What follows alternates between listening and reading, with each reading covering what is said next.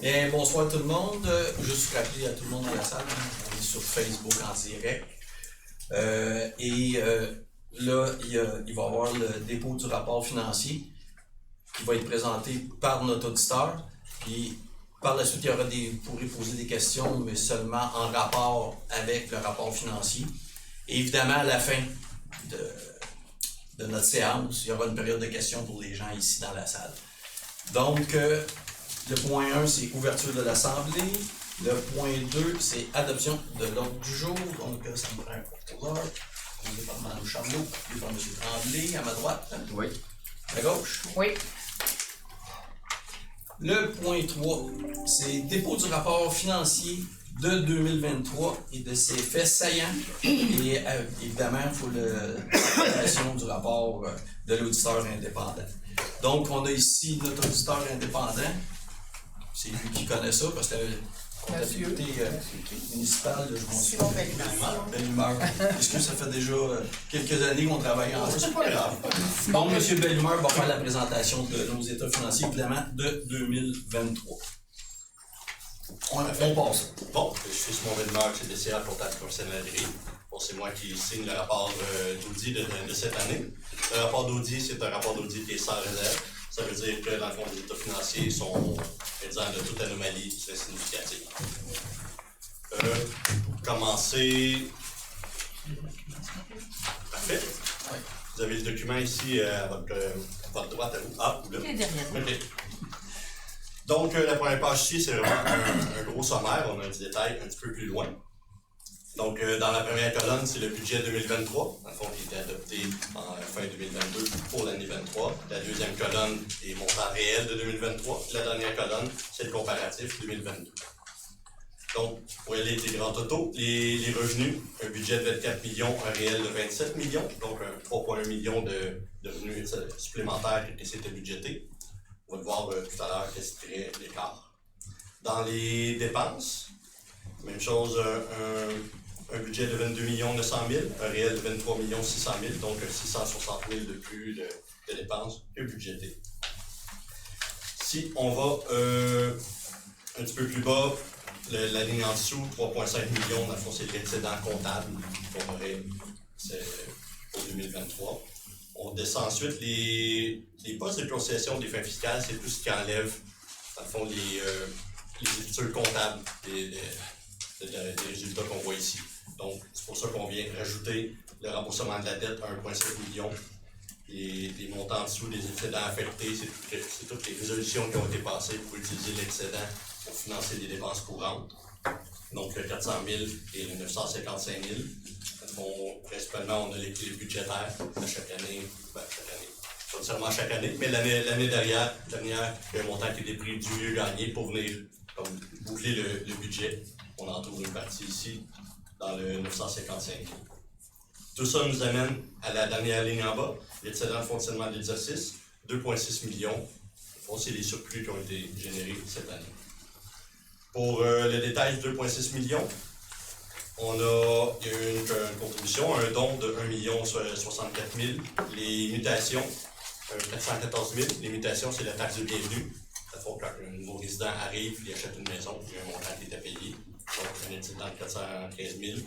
Les intérêts, les taux d'intérêt ont monté pour les hypothèques, mais ont monté aussi pour les comptes bancaires. Donc, c'est venu générer 150 000 de plus que ce qui était prévu.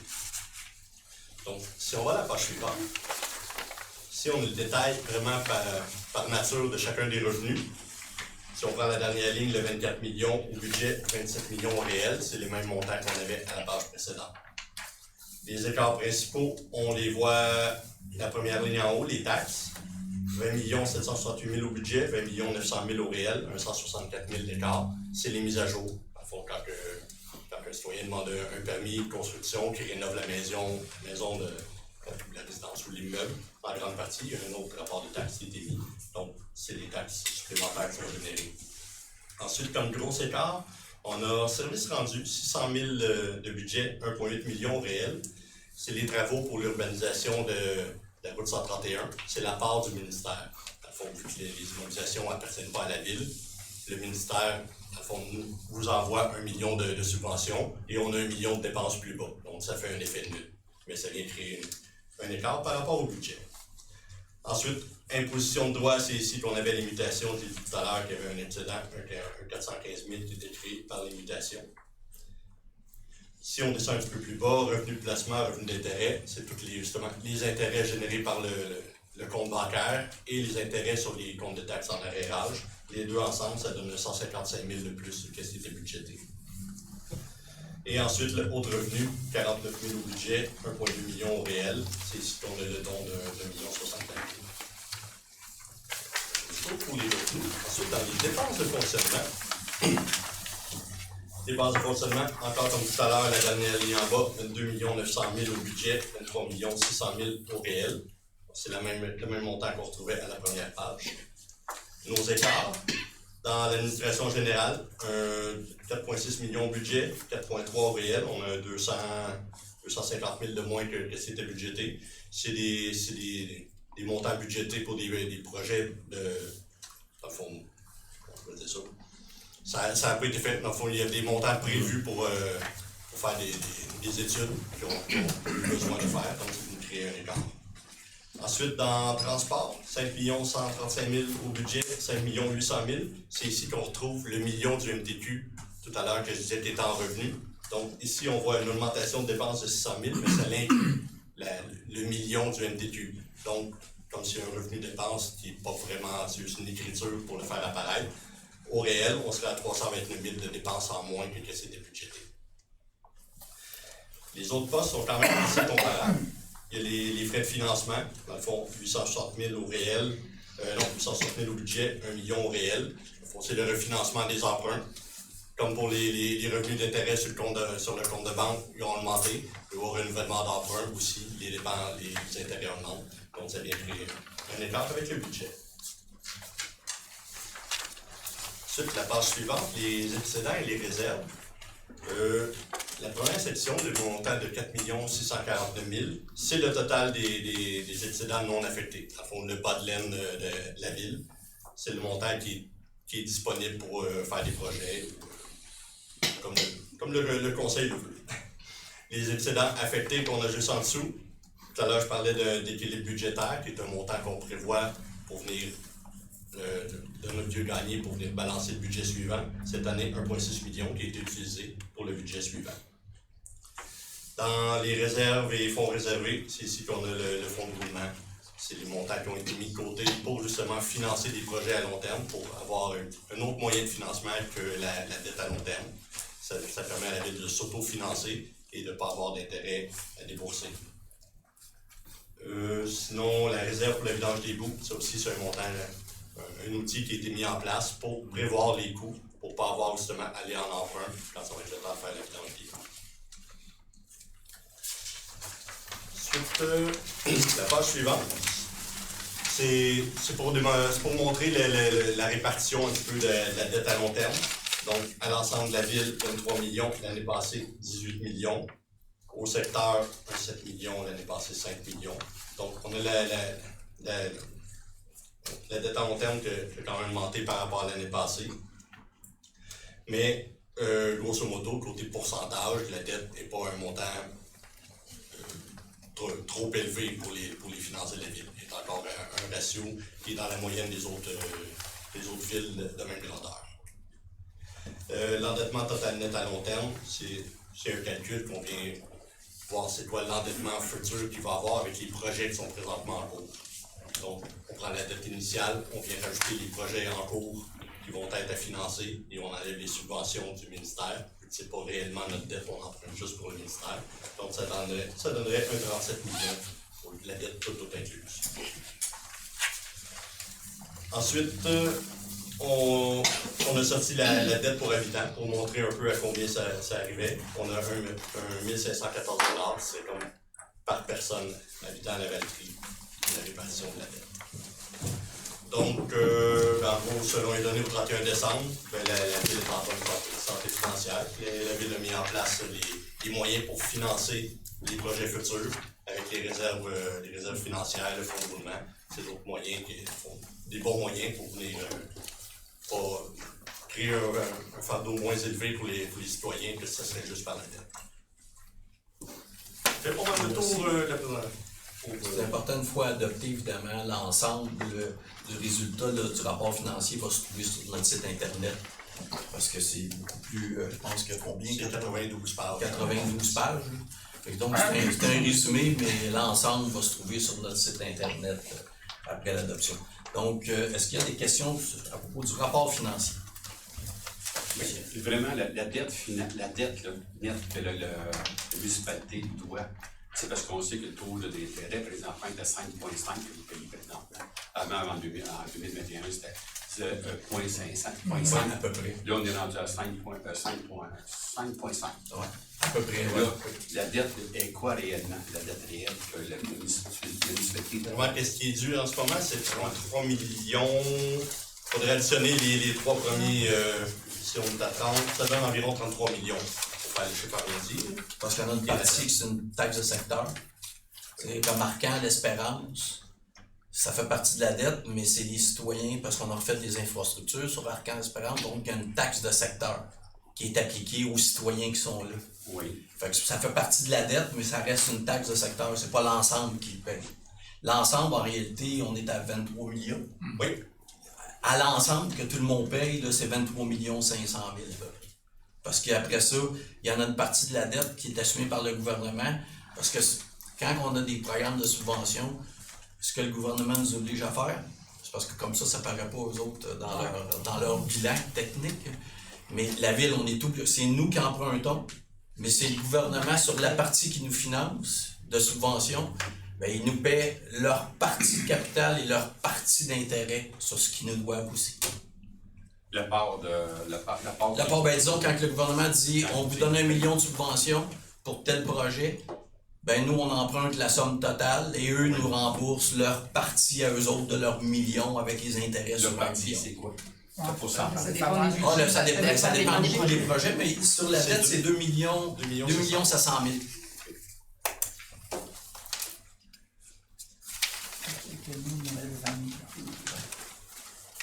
Autre question sur le rapport financier? Ben, merci beaucoup. Merci à vous. Merci. Merci.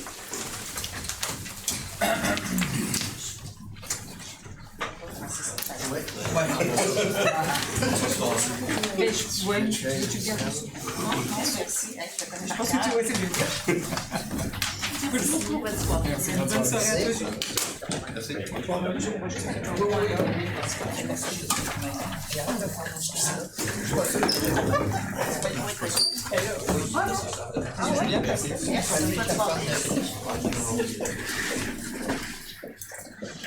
Sans loin. Pas approuvé, monsieur. Pas approuvé. Il y Il y en a des copies. Oui, il y a des copies. Si jamais il y en a qui veulent prendre le résumé des copies. Donc, ça me prend quelqu'un pour l'adoption du dépôt du rapport financier. Madame Villeneuve, appuyée par Madame Ranger, à ma gauche. À ma droite. Oui. Parfait. Merci beaucoup.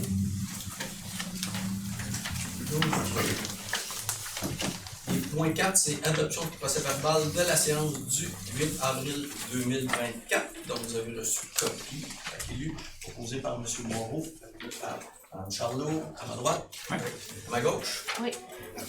Merci. Les points 5, dossier du maire. Le maire, c'est le dossier du maire. Donc, charte contre l'intimidation des personnes élues en politique. Donc, c'est une charte qui nous a été déposée par le réseau des femmes élues de la Nodière, qui ont travaillé sur une charte justement sur l'intimidation. Donc, pour la charte, je vais vous quand même la peine, je pense que je vais la lire dans son entièreté. Donc, attendu que le réseau des femmes élues de la Nodière a pour objectif d'augmenter le nombre de femmes élues, tant au sein des conseils municipaux, de la députation, des instances syndicales, économiques, culturelles et communautaires dans la région. Attendu que la mission du regroupement des femmes élues de la Nodière est de soutenir et d'outiller les élus et les candidats potentiels selon leurs besoins, particulièrement celles qui sont élues au sein de leur conseil, par la formation, le soutien, le partage, l'information, le développement de compétences et de stratégies, ainsi que par la reconnaissance.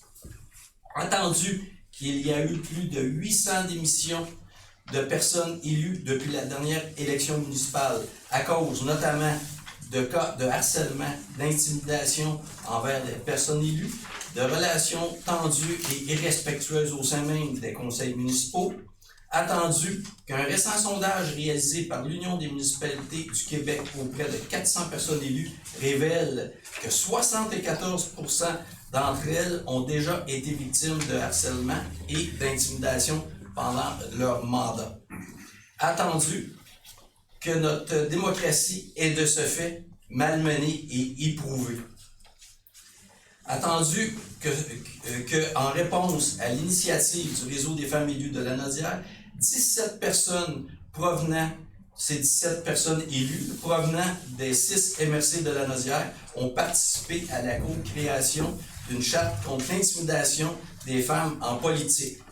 Attendu que le conseil municipal de la ville de Lavaltrie souhaite s'inspirer de cette initiative pour adhérer de façon plus globale à une charte contre l'intimidation des personnes élues en politique.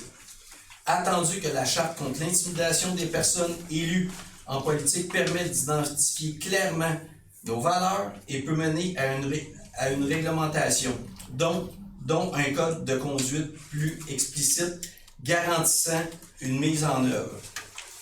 Donc, attendu que le conseil municipal de la ville de Lavaltrie adhère à la charte contre l'intimidation des personnes élues en politique, reconnaissant ainsi l'importance grandissante du phénomène ainsi que des répercussions sociales, personnelles, corrosives qu'ils peuvent engendrer. Que le conseil municipal reconnaisse la responsabilité qui lui incombe de participer à l'effondrement de ce phénomène en se conformant à son code d'éthique et en mettant de l'avant les valeurs énoncées dans le cadre de celui-ci, et ce, afin de restaurer un climat serein nécessaire à une vraie démocratie. Ici, on n'a pas trop ce problème-là. Donc, on a un conseil de ville plutôt qui travaille énormément dans le grand respect. Mais vous savez, aux élections de 2017, il y avait eu, je pense, au Québec, 17 ou 18 démissions d'élus municipaux. On est rendu à plus de 800 en ce moment. Donc, c'est un fléau qui est assez grandissant. Donc, ça me prend quelqu'un qui propose, proposé par Mme Villeneuve, appuyé par Mme Falker, à ma droite, Oui. à ma gauche. Oui. Merci. D'ailleurs, la charte est ici. Elle va être affichée sur les murs.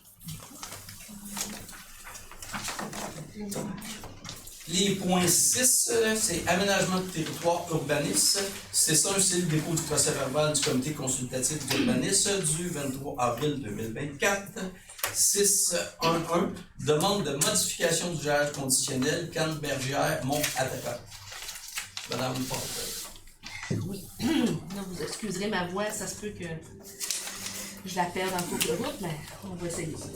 Le conseil municipal, par le biais d'une résolution en 2021, a autorisé un usage conditionnel qui permet, pour la pile A, située sur le site de chargement de la Canne-Bergière, Mont-Attaquant, la pile A, c'est celle qui est la plus proche du chemin. Des opérations incluant le chargement de véhicules de transport du lundi au vendredi de 7h à 19h, puis samedi de 7h à 15h. On a été saisi d'une demande de modification de cet usage conditionnel.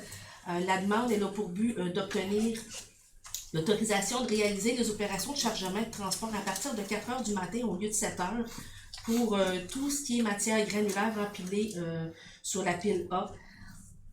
Et puis, ce qu'on constate en fait, c'est que le projet proposé respecte les critères d'évaluation du règlement. Il a aussi reçu une recommandation favorable du comité consultatif d'urbanisme sous conditions. D'habitude, je nomme les conditions après avoir demandé l'avis des gens, mais là, je vais les nommer avant. Je pense que ça serait pertinent. Oui. En fait, dans les conditions, ce qu'on souhaite, c'est que le chargement de cette butte-là se fasse par l'arrière. Donc, il n'y aurait pas de bruit, d'inconvénients de bruit pour les résidents qui sont les plus près de la butte. On s'entend tous que la butte A, si elle peut disparaître le plus rapidement possible, ça serait une bonne chose pour tout le monde. Ça nous permettrait d'éliminer beaucoup d'inconvénients, surtout au niveau de la poussière. Et puis, ce qu'on souhaite aussi en donnant cette autorisation-là, ben, on veut la renouveler sur une base annuelle. Donc, on va pouvoir être en mesure à chaque année de voir l'incidence que ça peut avoir dans le voisinage immédiat.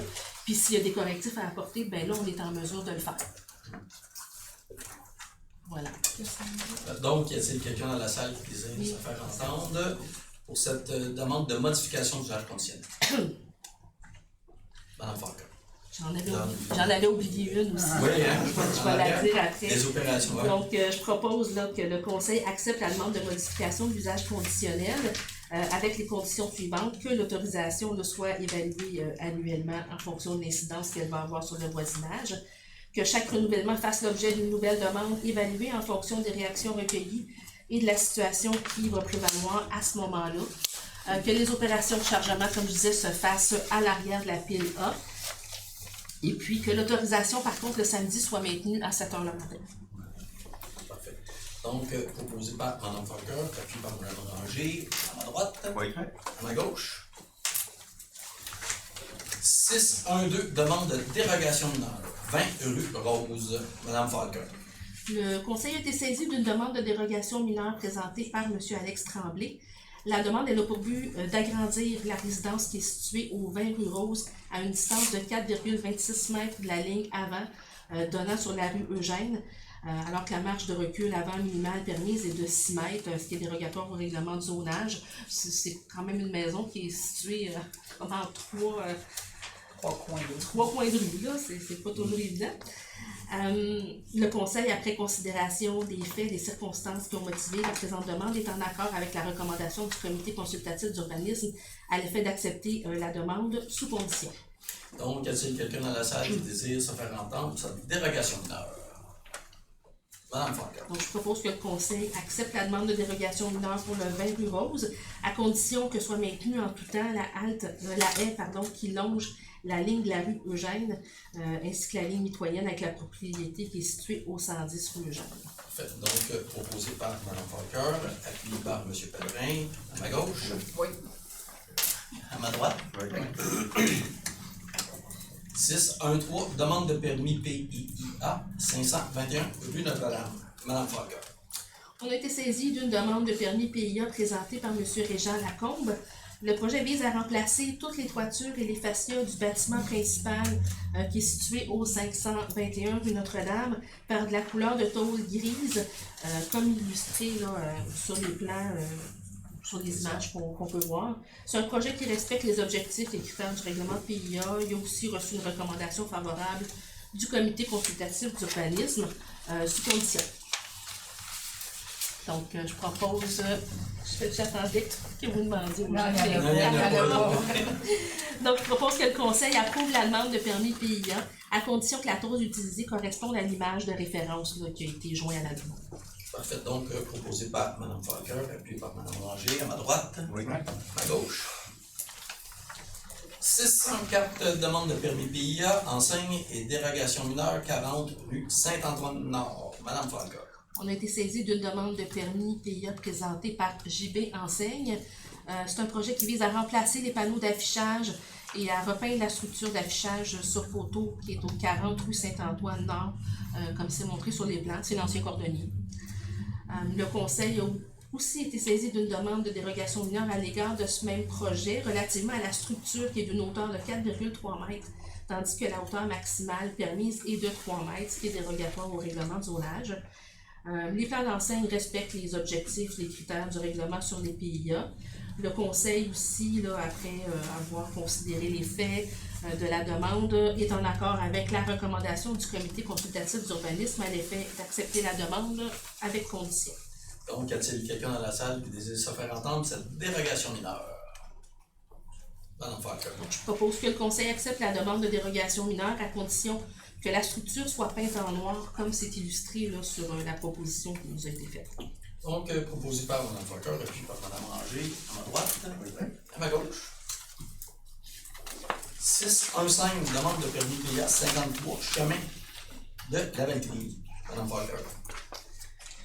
Oui, on a été saisi d'une demande de permis PIA présentée par Coffrage Synergie.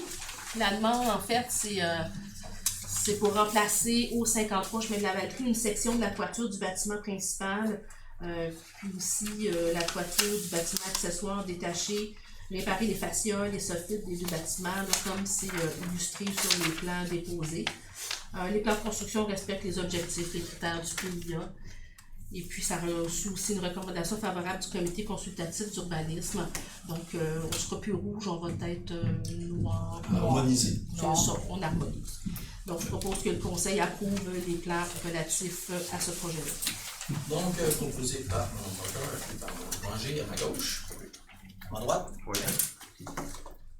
616, demande de permis PIA, 400 rue Notre-Dame, Madame Parker.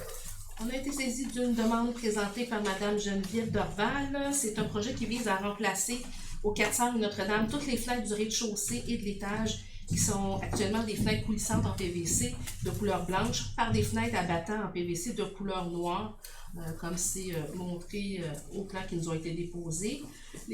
Les plans de construction respectent les objectifs et les critères du PIA. Le projet a aussi reçu une recommandation favorable du comité consultatif d'urbanisme. Donc je propose que le conseil approuve les plans relatifs au 400 Notre-Dame, à condition aussi que les volets soient repeints en noir au lieu de rester blancs. C'est une demande de la citoyenne. Oui. Bon, en plus. Donc, proposé par Mme Parker puis par Mme Granger à ma droite. À ma gauche. 6.2, révision de l'inventaire du patrimoine bâti. Mme Parker. Donc, la MRC voudrait effectuer une mise à jour de son inventaire du patrimoine bâti. Le retrait de certains immeubles de l'inventaire peut être justifié s'ils ont un potentiel patrimonial moyen ou faible, puis s'ils ont été construits après 1940. Donc, on voudrait se prévaloir un petit peu de ça pour faire notre propre mise à jour.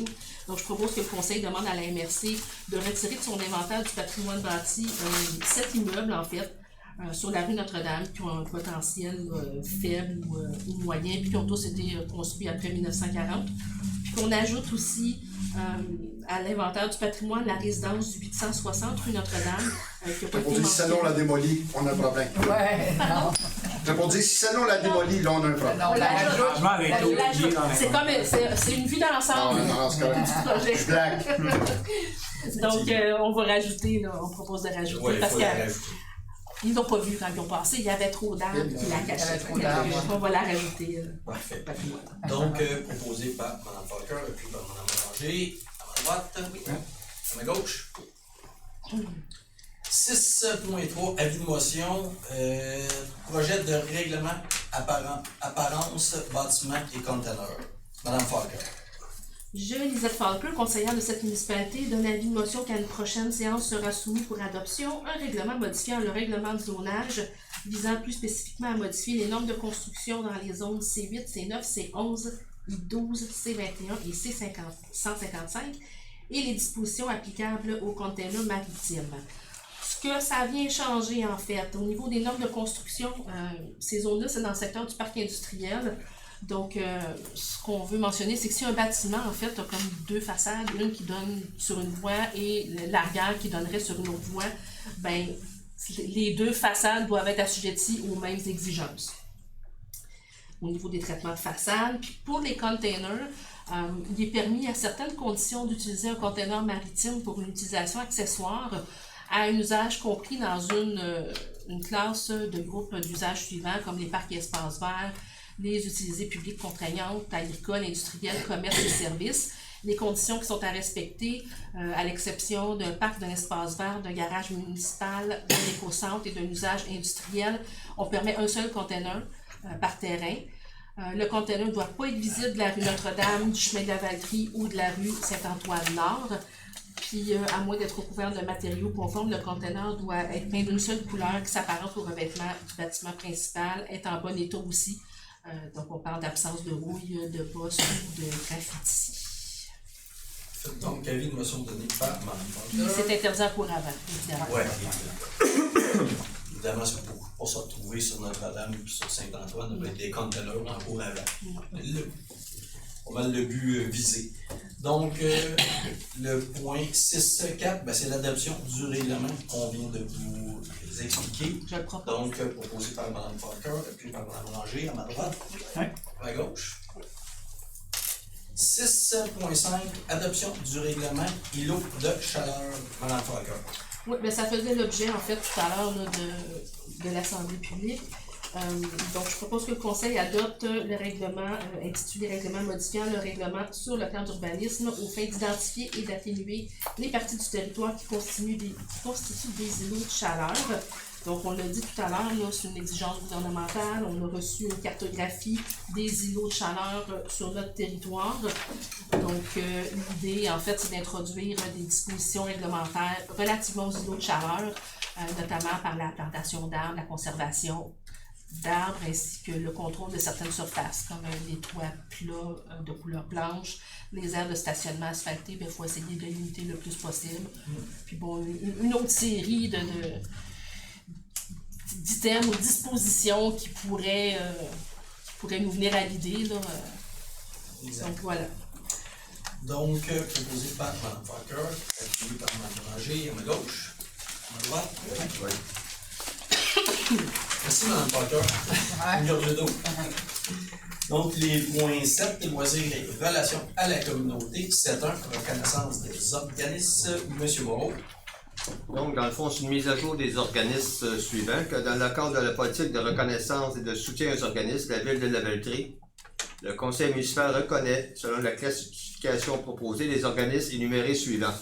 Cible, Famille Brandon, Association des personnes handicapées d'Autry-Sud, Canoë collectif et Association régionale de Kimball, la Naudière. Ça permet à ces organismes d'avoir des subventions ou on peut passer des locaux ou faire certaines photocopies à leur demande. Donc, dans le fond, lorsqu'on les reconnaît, ça donne certains avantages aux organismes. Donc, j'en fais la proposition. Donc, proposé par M. Moreau, appuyé par Mme Charlot, à ma droite, à ma gauche. Oui.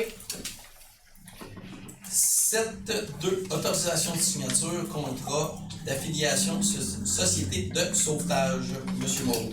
C'est tout simplement que le conseil municipal autorise Mme Nathalie Desalliés, directrice des services des loisirs, de la culture et des relations de la communauté, ou Mme José Perrault, chef de division loisirs et soutien à la communauté, à signer pour et au nom de la Ville de Lavaltrie le contrat d'affiliation à intervenir avec la société de sauvetage relativement à des formations à des services visant à offrir des activités aquatiques et nautiques sécuritaires sur notre territoire. Donc, j'en fais la proposition. Donc, proposé par M. Moreau, appuyé par Mme Charlot, à ma droite, à ma gauche.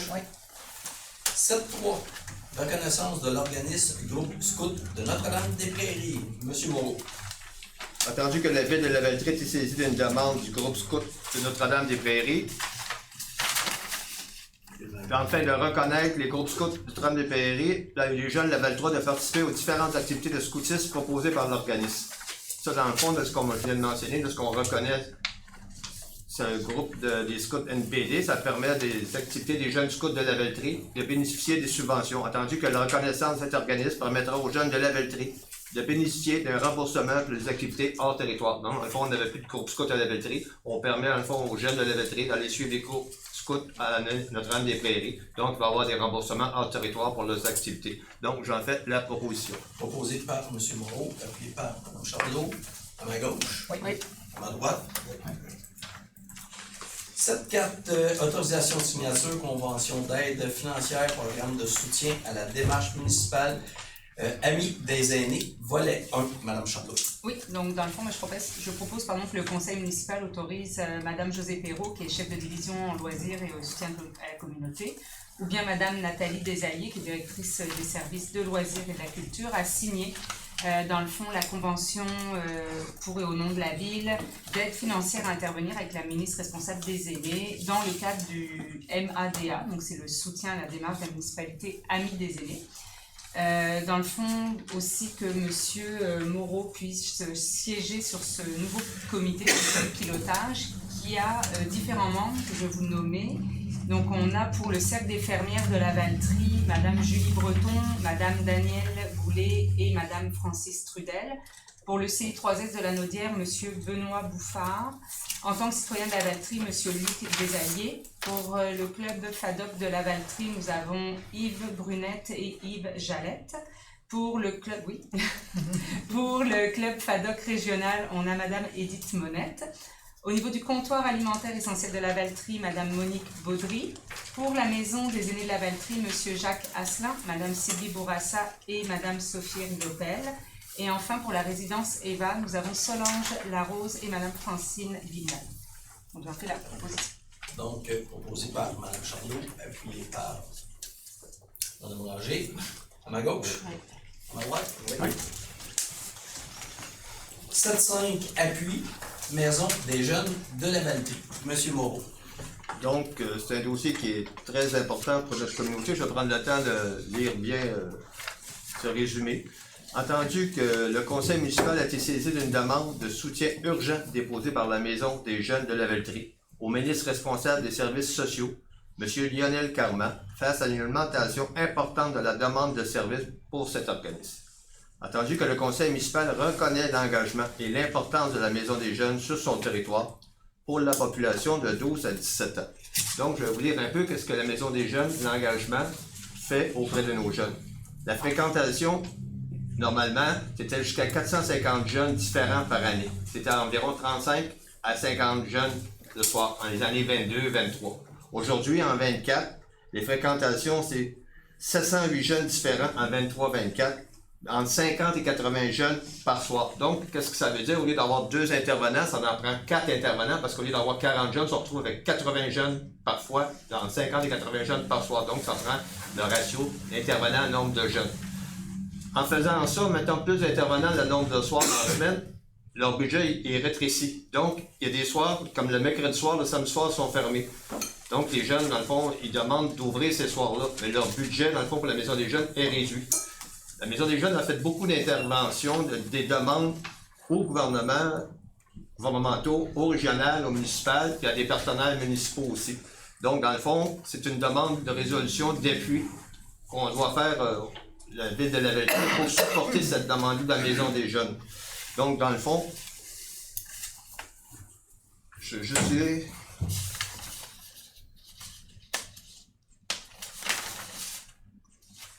Avant de passer à la dernière partie de la résolution, c'est les intervenants jeunesse de notre secteur en témoignent. La Maison des jeunes est parvenue à accueillir les plus jeunes réfractaires au service. Maintenant, ceux-ci et de nombreux autres jeunes ont besoin d'être accompagnés. Pour desservir autant de jeunes en besoin d'aide et leur offrir de répit hors de la maison, l'établissement scolaire, milieu malheureusement trop souvent hostile pour eux. Il ne faudrait pas attendre que les crises se multiplient. Parce que je pourrais vous donner juste un exemple. Il y a 2-3 semaines, là, on a su par la Maison des jeunes, il y a une jeune adolescente qui était tellement désespérée, elle voulait se jeter devant une auto. Okay, les intervenants l'ont récupérée. Dans le fond, c'est pour ça qu'on connaît l'importance des jeunes, ça nous donne une place pour échanger entre eux. Donc, comme je vous disais, les mercredis et samedis soirs sont fermés. Et nous devons fermer à nouveau les mercredis à compter du 31 décembre 2024. Là, il y a eu une petite subvention, ils sont ouverts le mercredi, mais le samedi sont fermés. Puis, à partir de décembre 2024, ils vont être fermés le mercredi. Donc, c'est pour ça qu'on écrit « Monsieur le ministre, c'est après de nombreuses démarches, ils ont fait à peu près une quinzaine de démarches pour avoir des subventions, que nous adressons à vous. Notre organisme est interpellé par les jeunes et leurs parents.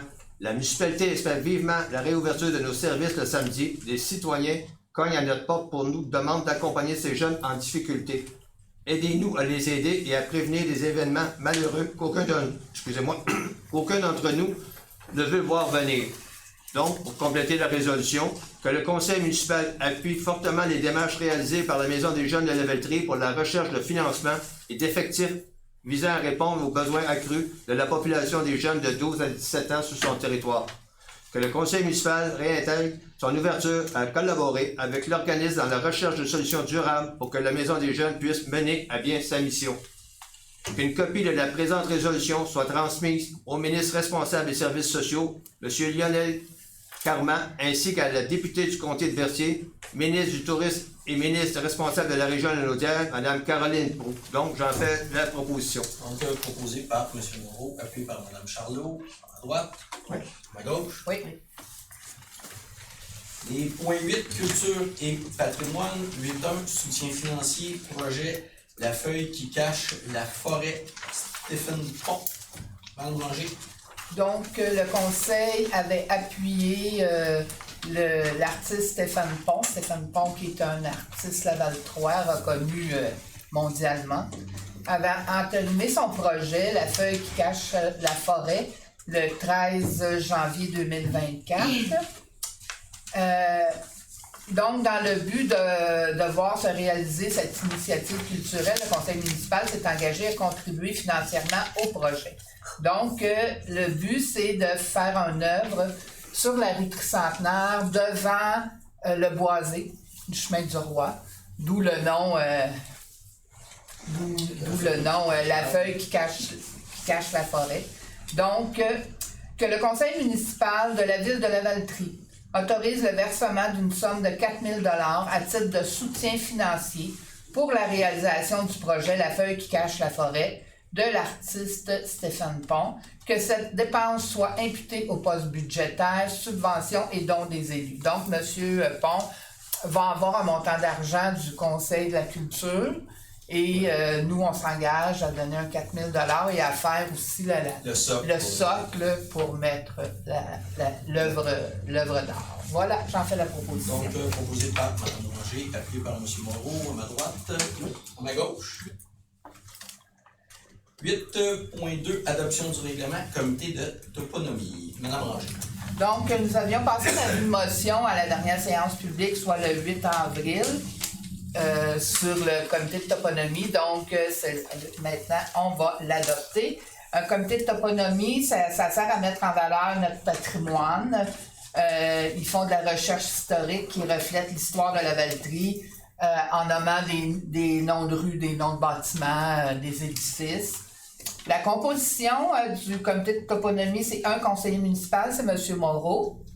Il y a un représentant d'un organisme culturel reconnu sur notre territoire. Il y a 4 membres de la Société d'histoire de la Lavaltrie et un représentant de l'administration là, qui agit comme secrétaire sans droit de vote. Leurs réunions sont à huis clos. Donc, la proposition serait que le conseil municipal adopte le règlement constituant le comité de toponymie de la ville de Lavaltrie tel que déposé. Donc, proposé par Mme Ranger, appuyé par M. Guévremont, à ma droite, Oui. à ma gauche. Oui. Point 9, c'est environnement. 9.1, adoption du règlement. Eau potable, Mme Charles. Oui, dans le fond, c'est le règlement qui concerne la fourniture et l'utilisation de l'eau potable pour les citoyens. Donc, je propose que le Conseil adopte le règlement qui s'appelle règlement modifiant le règlement qui était sur la fourniture et l'utilisation de l'eau potable de la ville de Lavaltrie.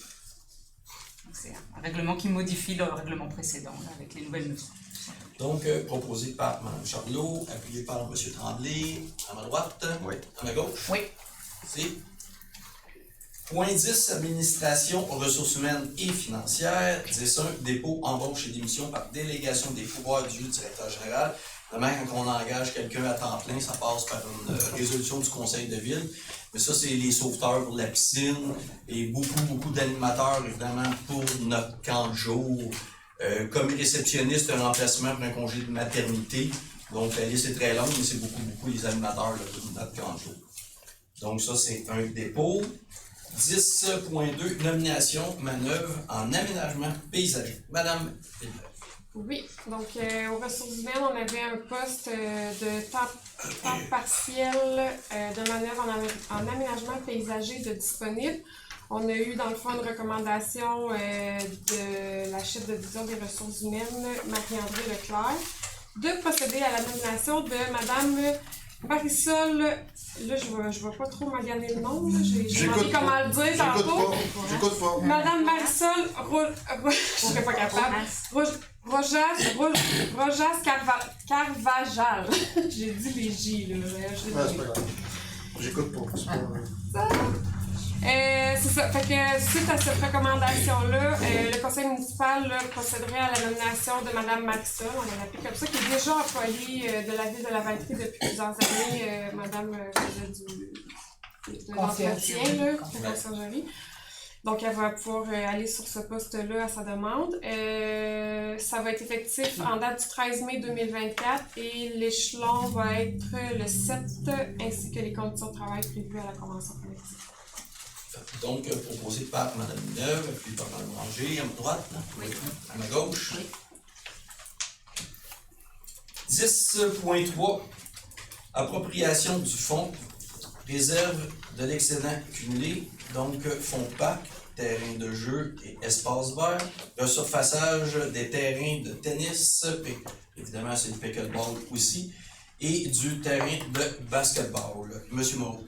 Donc, ça résume bien, M. le maire, que la volonté du conseil municipal de procéder à des travaux de resurfaçage des terrains de tennis et pickleball de terrain et du terrain de basketball au parc Gérard-Lavallée, que le conseil municipal autorise les travaux du terrain de tennis et pickleball pour un montant estimé 48 050 avant taxe, que les sommes non utilisées pour la réalisation de ce projet soient retournées au fonds de parc et terrain de jeu. Donc, j'en fais la proposition. Donc, proposé par... Il faudrait peut-être juste spécifier le montant qui va être ici. Ah, on est dans le fond de parc. 56 000. C'est 56 000.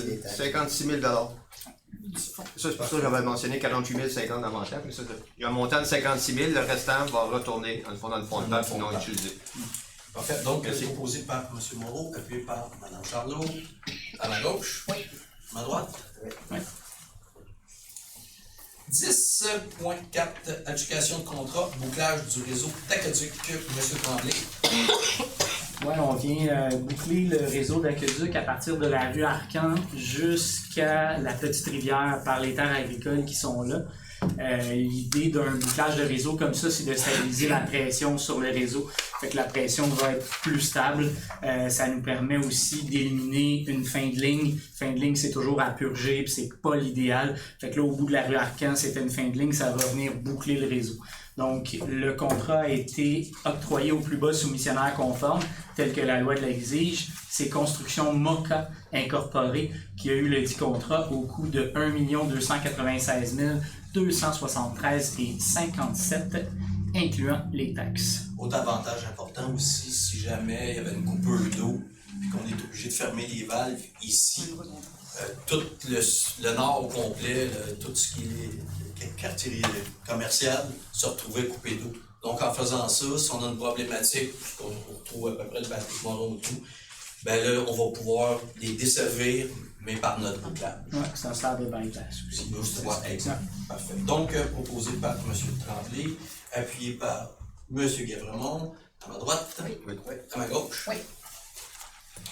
10.5, adjudication de contrat, travaux, rue Paquin. M. Tremblay. En lien avec les recommandations de nos techniciens aux travaux publics, on continue d'améliorer toujours nos infras. Cette fois-ci, c'est la rue Paquin qui va être reconstruite.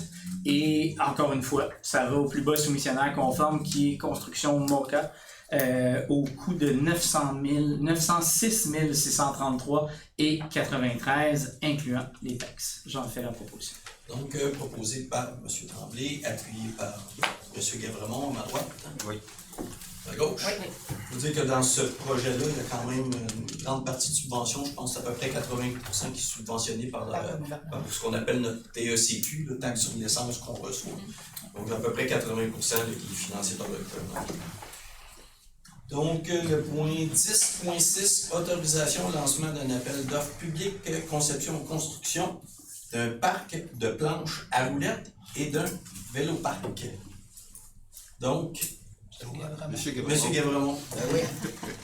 Donc, les jeunes ont fait beaucoup de pression pour et qu'éventuellement on puisse avoir un parc de planches à roulettes, pour ne pas nommer le skatepark. Et après l'analyse des besoins, ben, on propose de faire un appel d'offres public pour faire des soumissions pour ces deux projets. Donc, le conseil municipal autorise l'administration de la ville à lancer un appel d'offres public pour solliciter le marché afin de répondre aux besoins de la ville pour la conception et la construction d'un parc à planches à roulettes et en même temps la conception et la construction d'un vélo-parc communément appelé un pump-track. Donc, c'est des bosses pour faire du vélo là-dedans. On va essayer de jumeler ces deux projets-là ensemble pour que les gens puissent enfin en profiter. Enfin. Il paraît qu'il y a des personnes plus vieilles aussi ont l'intention d'en profiter. Tu peux peut-être juste spécifier que ça va être un lancement de deux appels d'offres Deux appels différents. d'offres différents dans ces projets-là. Donc, j'en fais la proposition. Donc, proposé par M. Guévremont, appuyé par Mme Ranger, à ma gauche, à ma droite. 10.7, adoption du règlement district électoraux. Madame Villeneuve. Oui. En fait, le projet des districts électoraux, on l'a présenté déjà 3 fois depuis le mois de mars. Là. Grosso modo, c'est qu'il fallait réviser la division des districts pour rééquilibrer le nombre de population de chacun des conseillers pour arriver à quelque chose d'assez égal, là, plus ou moins 25% de différence entre les différents districts. Donc, je propose tout simplement qu'on adopte le règlement modifiant le règlement concernant la division du territoire de la municipalité en 8 districts électoraux. Puis pour votre information, là, les nouveaux districts vont être disponibles là, sur le site internet de la ville de Lavaltrie. Fait que ils le sont déjà. Bon, vous avez déjà accès à l'information. Des heures de plaisir. Des heures de plaisir. Peut-être juste finir en disant que ce projet-là, c'est un projet qui est apolitique, puis c'est la raison pour laquelle on demandait à la greffière, Mme Marie-Josée Charon, de présenter le projet dans les séances précédentes. C'est vraiment apolitique. Là. Il y a une obligation légale. C'est ça. Donc, proposé par Mme Villeneuve, appuyé par Mme Ranger, à ma droite, à ma gauche. 10.8, adoption du règlement d'emprunt, mise à niveau, station d'épuration. M. Tremblay. Oui, à la station d'épuration, en fait, à nos étangs aérés, avant d'arriver aux étangs aérés, on a un système de dégrillage. Donc, ça traite les eaux usées de la ville, toutes les eaux s'en vont là. Et la première étape, c'est du dégrillage. On vient remplacer le dégrillage existant par un dégrillage plus petit. Je ne me rappelle pas si c'est 6 mm, mais il est plus petit. C'est ça, c'est pas important, il est plus petit. Et en plus, on vient s'assurer d'une redondance. Donc, on met 2 dégrillages plutôt qu'un, ce qui va nous permettre, dans le cas de bris, de rouler nos étangs aérés quand même. Fait que de plus en plus, là, on s'en va dans cette optique-là, toujours assurer une redondance pour que, en cas de bris ou de réparation même, on puisse assurer le service en même temps.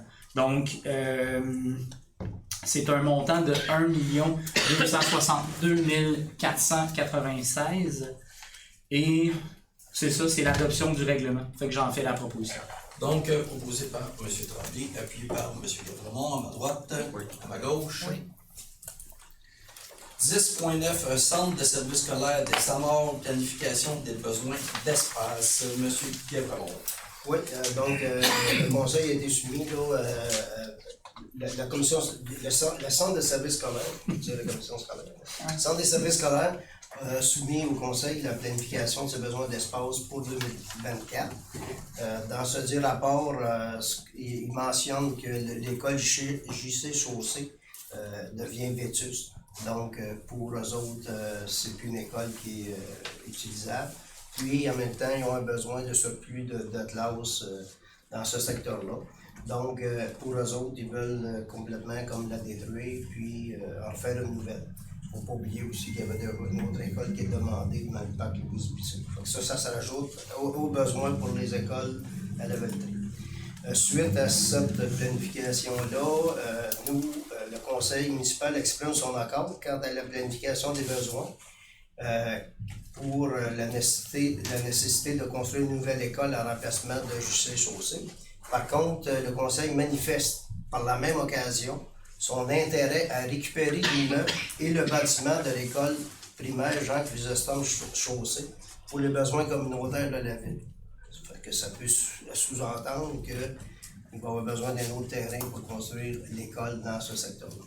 Et que le directeur général, M. Marc-Olivier Brault, soit désigné comme mandataire pour signer pour et au nom de la ville de tous les documents relatifs à ce dossier. Peut-être juste spécifier que c'est dans la planification 2024-2034. Moi, 2024-2034, c'est ça, 17. Elle ne sera pas détruite en septembre. Il prépare tranquillement, mais on se prépare aussi à se préparer. C'est ça. Ouais. Donc, proposé par M.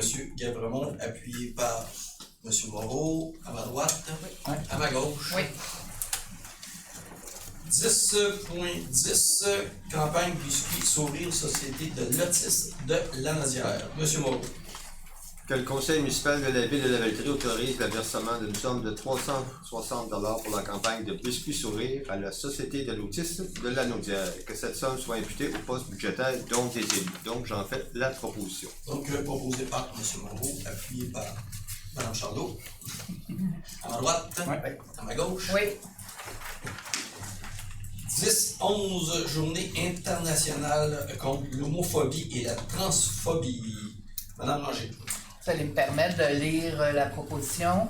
Donc, que la Charte québécoise des droits et libertés de la personne reconnaît qu'aucune discrimination ne peut être exercée sur la base de l'orientation sexuelle, de l'identité de genre ou de l'expression de genre. Attendu que le Québec est une société ouverte, y compris aux personnes lesbiennes, gays, bisexuelles et trans, et à toute autre personne se reconnaissant dans la diversité sexuelle et la pluralité des identités et des expressions de genre, le 17 mai est la journée internationale contre l'homophobie et la transphobie et que celle-ci est célébrée de fait dans de nombreux pays et qu'elle résulte d'une initiative québécoise portée par la Fondation Émergence depuis 2003. Attendu que la table des préfets de la Naudière, dans le cadre de la démarche lanaudoise visant l'amélioration des conditions de vie, soutient le projet Diversité la Naudière porté par le NEO, qui vise à soutenir les municipalités lanaudoises dans l'intégration et le développement des pratiques inclusives entourant la diversité sexuelle et de genre. Attendu qu'il y a lieu d'appuyer les efforts de l'organisme le NEO, seul organisme lanaudois à offrir des services aux communautés LGBTQ+ dans la région.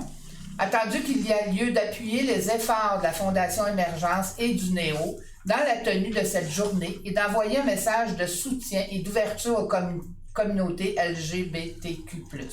Attendu que malgré les efforts pour l'inclusion de personnes LGBT, une hausse fulgurante de la haine envers les communautés LGBTQ+, est constatée dans la société. Donc, il serait proposé que le conseil municipal proclame le 17 mai Journée internationale contre l'homophobie et la transphobie et souligne cette journée avec la levée du drapeau LGBTQ+.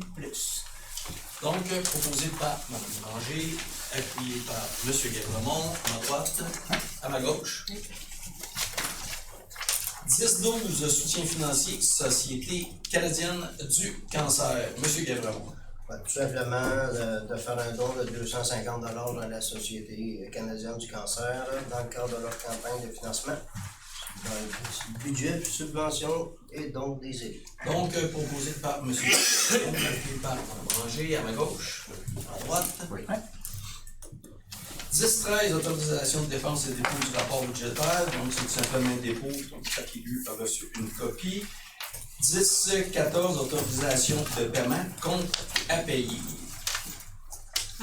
Madame Villeneuve.